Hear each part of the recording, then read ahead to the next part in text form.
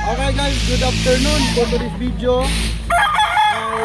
ipapasilip ko sa inyo one by one yung mga nakaprepare dito na pwedeng mapunta sa inyo mga idol, no? So, pwedeng mapunta sa inyo, pwede ring hindi. Gusto nyo manalo, ito, kunin nyo, no?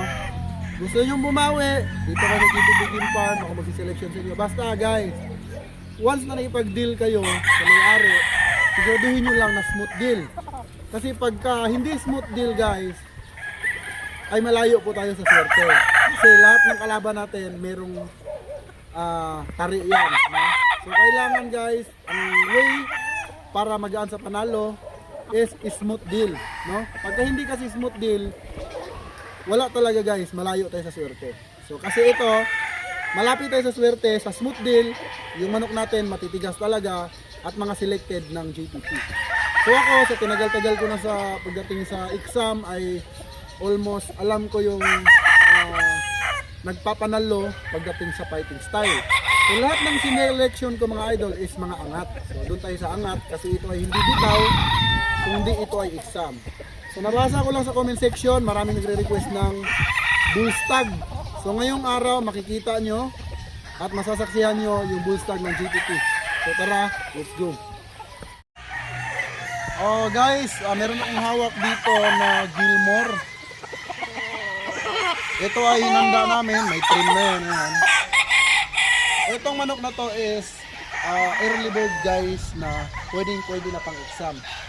So ito yung hipo niya. Ganda ng hipo.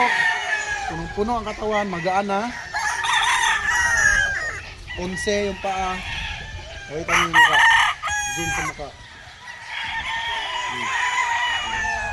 Tapos kung mapapansin nyo guys, pagka binitawan nyo,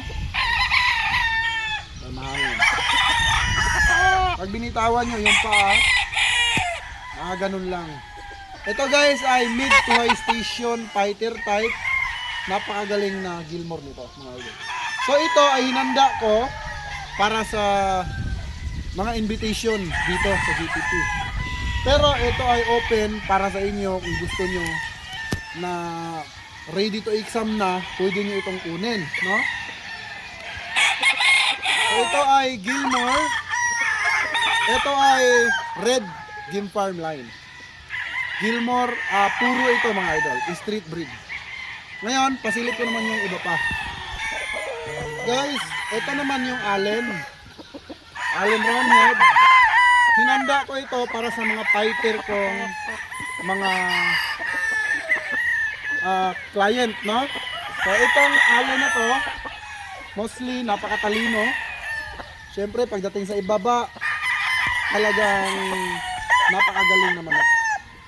At saka itim ang tahid, guys. Siyempre 11 mid to high station. Napakagwapong manok nito mga Allen na to guys. At sobrang lupit pagdating sa fighting style. And guys, hinanda ko ito, no? Pero pwede nyong kuhanin. Okay? So all in, ano tayo ngayon mga idol? All in fighter. No? So, zoom in mo sa mata. Ayan. Mapapansin nyo. Kit-kit yung kanyang balahibo. Bulto ang katawan mga idol na magaan. Mid to high station. Ito yung pure na Allen Roundhead. So wala tayong hinalo dito. Talagang straight Allen. Kung mapapansin nyo, dark talaga siya. Wine red. So sa mga mahilig sa wine red, pulang sunog. Kita nyo naman, may guhit na yan, selected na yan. At mapapansin nyo guys, pag binitawan mo, napakalikot na paa. So kahit sino na makalaban nito guys, pwede ito.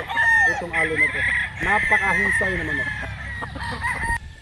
Guys, ito naman hawak ko is old line of Cardinal Club Kelso. So itong materialis nito, last year pa ito, hindi ko ginalaw. Kasi nga nawala siya sa prime na palitan ng sweater. Ngayon, lumalabas na naman siya. So ito, nag-iisa na lang itong Cardinal Club Kelso. Ngayon ko pa lang ito hinahanda. No?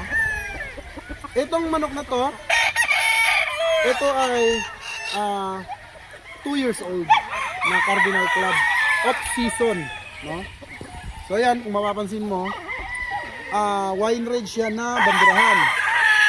So ngayon pa lang namin hinahanda, titignan ko kung anong kaya niyang ipakita kasi first time kong ilalaban ito. Pero yung mga buyers ko, nasubukan na po itong linyadang to. Nga lang nawala sa akin kasi nga tinanggal ko siya sa linyada ko. Pero dahil ito ay pinalugon, so naiwan doon.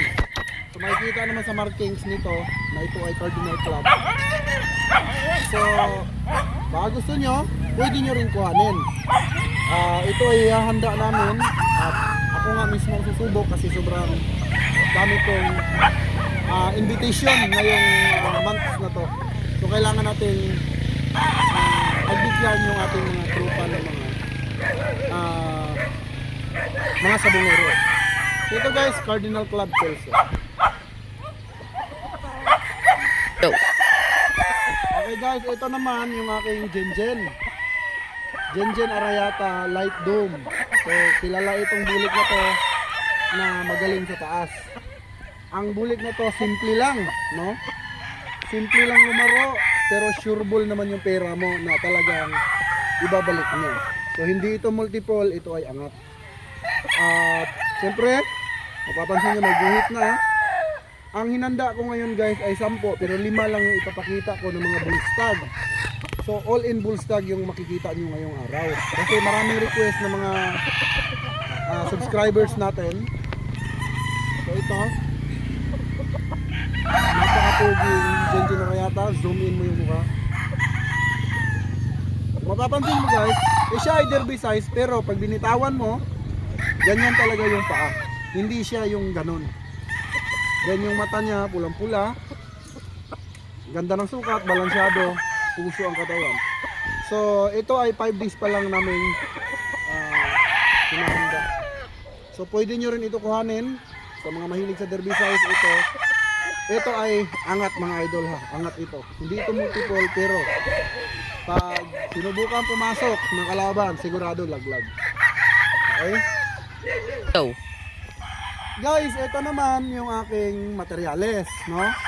Ito yung Gilmore na ginamit ko ngayong season.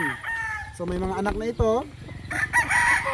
Ito ay national banded. Kung mapapansin nyo, Picon, napakagwapo, puso ang katawan. Sa mga nagtatanong bakit ko ito i-share ko ito para naman yung mga backyard breeder magkaroon ng ganito kagwapo. Lapit mo yung mukha. So ito guys, ang magulang nito galing sa red. Alam nyo naman siguro kung magkano yung red. So pag pumunta ka ng expo at nakita nyo to sa red, laglag ang 45K mo. So dito sa GTP, wala pa sa kalahati, no? Ang sayaw nito, napakagaling. Guys, pwede nyo rin itong gawing materialis, no? Pwede nyo rin ilaban. So puso ang kanyang katawan at hinahanda ko kasi gusto kong subukan gawa ng may mga anak na ito ng mga early bird. Okay? So yun lang ating vlog for today. Maraming salamat mga idol. God bless you all. Mabuhay ang bayang sa Sabungero.